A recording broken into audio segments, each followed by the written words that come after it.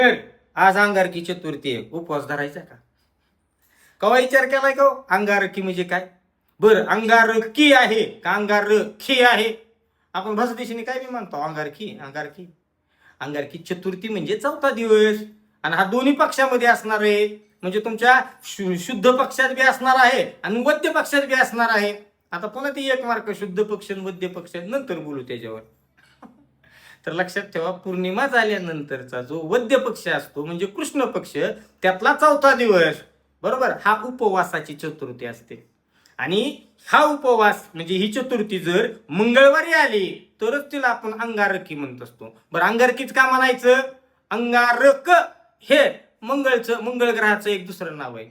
मंगळ ग्रह म्हणजे कसा? तप्त, तांबूस रंगाचा, विस्तवासारखा, जणू काही अंगारच विस्तवच आहे. आणि म्हणून ते अंगारकी चतुर्थी. गणपतीला ही तांबूस रंग, रक्त, हे ती सगळंच लय प्रिय आहे. मंगळवार लय प्रिय आहे गणपतीला. म्हणून त्या दिवशीची चतुर्थी ही अंगारकी चतुर्थी म्हणून उपवासाची धरतात. आवडलं लाईक करा, शेअर करा. धन्यवाद.